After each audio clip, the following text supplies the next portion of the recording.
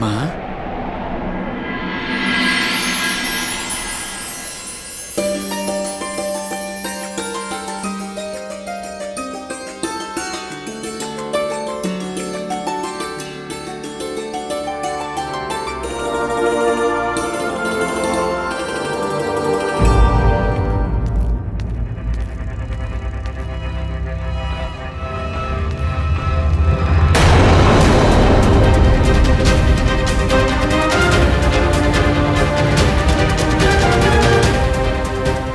ওই তো সেই মহিলা, এক্ষুনি ওনার সত্যটা জানছি।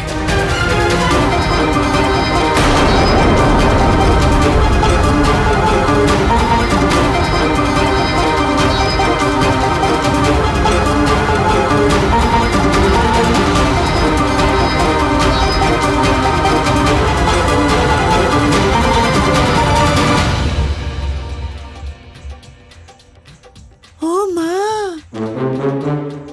দেখো দেখো বন্ধুরা, কে এসেছেন রাধা দেবীর গায়ে হলুদে সম্মিলিত হতে। দেখো দেখো, এসো এসো এসো এসো। বীর পুরুষ আয়ান এসেছেন। না না, একদম না, এটা মেয়েদের উৎসব, এখানে কোনো পুরুষ ঢুকতে পারবে না। যাও আয়ান, বাইরে যাও। যাও বাইরে। দেখো, আমার প্রয়োজনীয় কাজ আছে, তুমি তাই একদম এসেছি। চুপ করে থাকো, আমি সব জানি।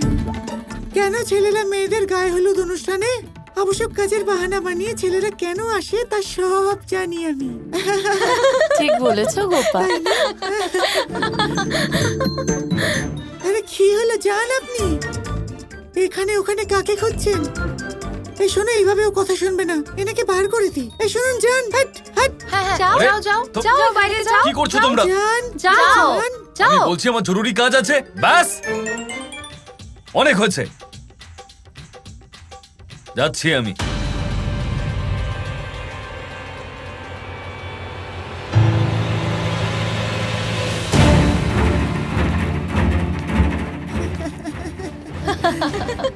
আরে বন্ধুরা, হাসছো কেন? যাও নিজের নিজের কাজে লেগে পড়ো। চলো চলো চলো।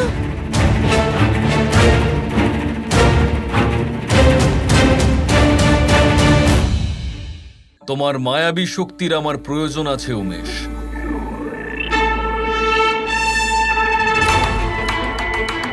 কি হয়েছে আয়ান? আমি বর্ষণাতে একজন সন্দেহজনক মহিলাকে ঢুকতে দেখেছি, আর আমি ওনাকে হাতে নাতে ধরতে চাই। আমি এটা বিশ্বাস করি যে নিশ্চয়ই ওই কৃষ্ণ কোনো খেলা খেলছে, তাহলে এই মহিলা ওই খেলারই কোনো অংশ। আমি ঠিক যখন ওকে ধরতে যাচ্ছিলাম, ঠিক তখনই কিছু মহিলা এসে আমাকে আটকে দিল, নয়তো আজ আমি ওকে ধরেই ফেলতাম। যদি তোমার সন্দেহ সঠিক হয় তবে চিন্তার কিছুই নেই আয়ান। আমার মায়া এই ব্রহ্মাণ্ডে যে কাউকে খুঁজে বের করতে পারে।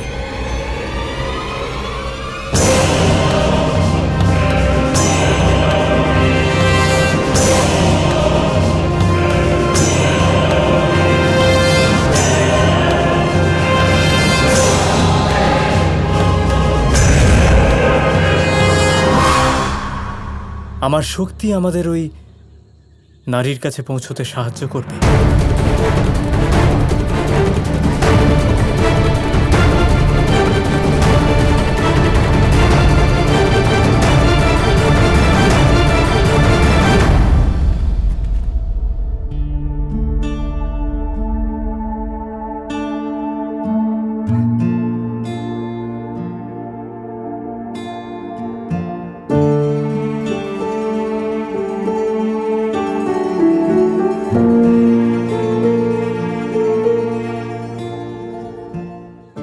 এখন সময় আমার প্রশ্নের উত্তর দেওয়ার। যা যা তুমি করেছো সেটা প্রেম ছিল না তো কি ছিল?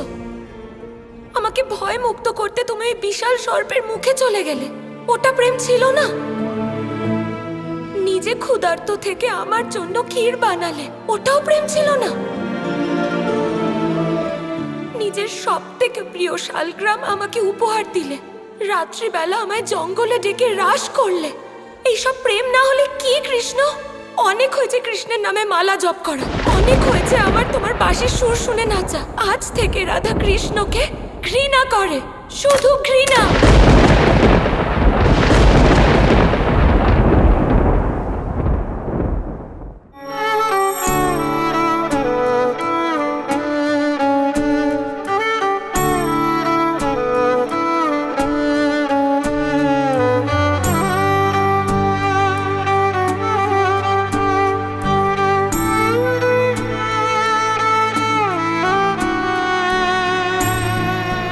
প্রশ্ন এই নয় যে আমি কি করেছি, প্রশ্ন হলো এই যে তুমি কি করেছো। তা সত্যি প্রেম ছিল নাকি শুধুই মোহ?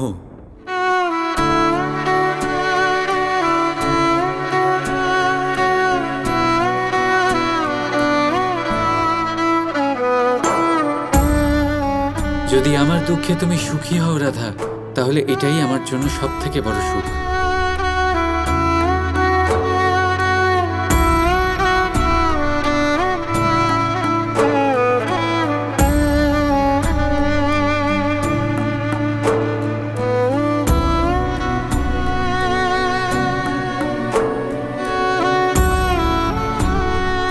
শুধু মনে রেখো, মানুষের ক্রোধ সবার প্রথমে তাকেই ভস্ম করে দেয় রাধা।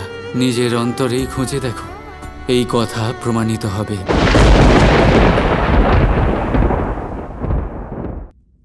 তোমার অনুমতি ছাড়াই কে জানে কবে আমি নিজেই নিজের মনেতে তোমার আর আমার প্রেমের সুন্দর স্বপ্ন দেখেছি। আর যখন এই স্বপ্ন ভাঙল,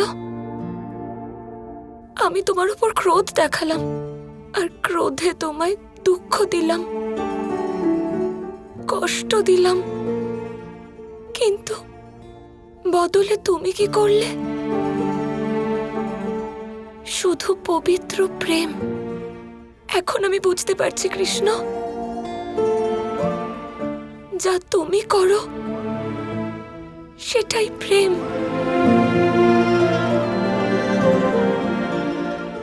আর যেটা আমি করেছি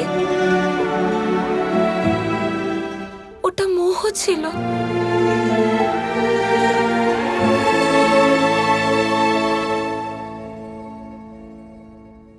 তোমাকে অনেক অনেক ধন্যবাদ কৃষ্ণ। ভয় আর মোহ ছাড়াও তুমি আমায় ক্রোধমুক্ত করে দিয়েছো।